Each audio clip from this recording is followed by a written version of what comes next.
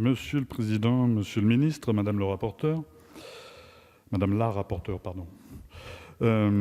Chers collègues, tout d'abord, je voulais dire qu'avec toutes ces citations énumérées ici, et si les œuvres de Victor Hugo étaient toujours soumises à droit d'auteur, et si, comme il le désirait, cette manne financière participait à la création d'artistes vivants, nous aurions ce soir suffisamment de subsides pour aider un grand nombre de créateurs français. Le 15 avril 2019, un incendie de grande ampleur a ravagé la cathédrale Notre-Dame de Paris. Ce chef-d'œuvre de l'architecture du Moyen-Âge, inscrit au patrimoine mondial de l'UNESCO au titre de divers critères, dont celui du génie créateur humain, a subi d'irréversibles dommages. La vision de la flèche s'effondrant en direct sur les écrans de télévision a provoqué une onde de choc ressentie bien au-delà de nos frontières. Notre-Dame de Paris est indissociable de l'histoire de France. En 2013, nous avons fêté son 850e anniversaire. C'est le temps long qui a forgé le symbole national et son appropriation populaire.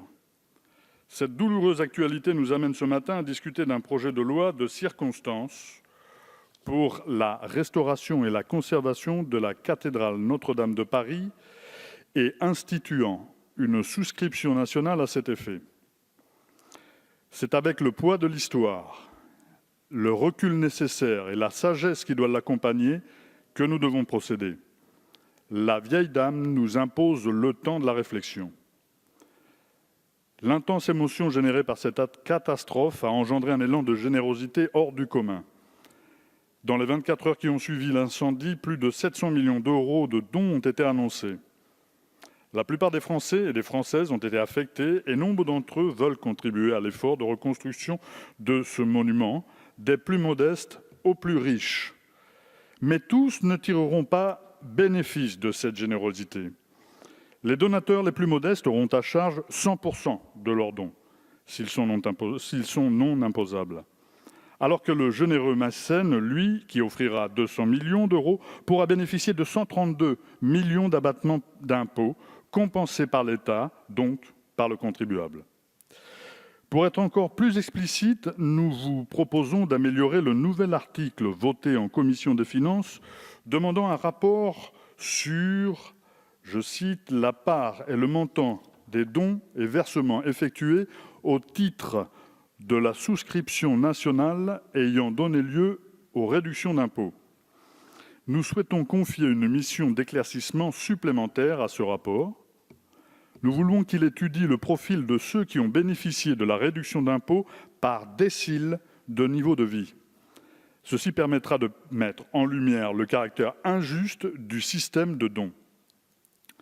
Concernant les versements au titre de cette souscription nationale, vous prévoyez qu'ils puissent être opérés aussi par les collectivités territoriales.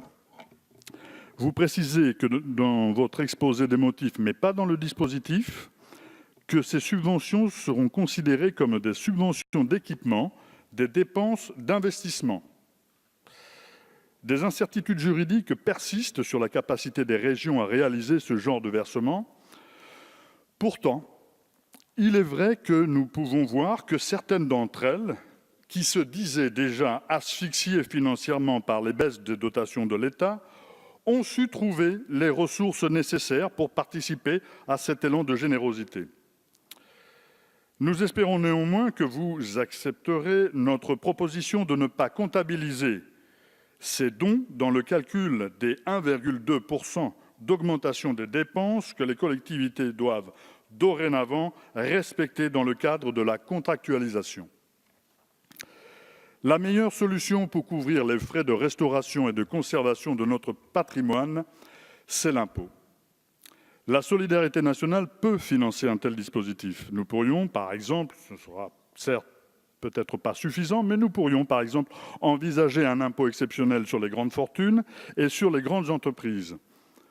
Nous avons pu constater que les Françaises et les Français ont à cœur de soutenir cette souscription nationale. Cela exige une gestion transparente et transpartisane de ces fonds. Le groupe La France Insoumise souhaite que cette souscription nationale ne soit pas placé sous le haut patronage du président de la République, mais que le comité de contrôle des fonds soit composé de 2 parlementaires issus de l'opposition de chaque assemblée et qu'ils remettent régulièrement des conclusions via un site internet pour que chacun et chacune soit informé des évolutions de ces travaux. Nous pourrions aussi, à cette occasion, inscrire dans la loi que le surplus d'argent récolté serve à financer d'autres bâtiments faisant partie de notre patrimoine public ou nécessitant rénovation. Les Français ont des exigences à la hauteur de leur générosité. C'est la raison pour laquelle beaucoup d'entre eux ont manifesté leur désaccord vis-à-vis des différentes dérogations que le projet de loi prévoit. Dérogation aux règles de l'urbanisme, de protection de l'environnement et même de participation du public. Ce régime d'exception que vous souhaitez traduire législativement nous inquiète particulièrement en ce qui concerne la mise en conformité des documents de planification, la délivrance des autorisations de travaux et de construction, les modalités de la participation du public à l'élaboration des décisions et de l'évaluation environnementale, ainsi que l'archéologie préventive, mais aussi les règles en matière de commande publique, de domanialité publique, de voirie et de transport. Votre tendance à déroger aux dispositions légales se confirme jusque dans la nomination de la direction de l'établissement public chargé de la reconstruction. Vous envisagez des ordonnances qui pourront prévoir que les dirigeants de l'établissement ne soient pas soumis aux règles de limite d'âge applicables à la fonction publique d'État. Au moment où les Français et les Françaises marquent un rejet très net du népotisme et font valoir la nécessité de la mise en place d'un État plus exemplaire, ce projet de loi s'assure que le général Jean-Louis Georgelin pourrait prendre la tête de cet établissement et recevoir un traitement à cet effet. Sans préjuger de la qualité de la personnalité du dit général, cela renforce notre idée que ce projet de loi est un texte qui multiplie les exceptions à la loi et à l'éthique, ce qui semble contraire à l'intérêt général. C'est justement l'intérêt général qui devrait prévaloir. Nous pourrions ici tirer les leçons d'une situation qui nous est certes imposée, mais qui, dans l'éventualité, était possible. L'incendie de Notre-Dame n'était pas prévisible, mais il était possible. Nous constatons qu'en l'état actuel des finances du ministère de la Culture, l'État n'avait aucune possibilité de réaction. Ceci est d'une logique implacable quand on s'aperçoit que depuis 2009, le budget consacré au patrimoine architectural et aux monuments a été amputé de 25%, passant de 440 à 332 millions d'euros. L'État se désengage toujours plus des affaires culturelles au profit du mécénat privé qui l'encourage à grand renfort d'exonération fiscale que le contribuable supporte.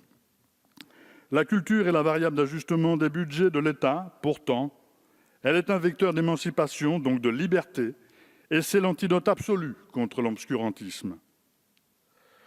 Ce texte a été construit dans la précipitation.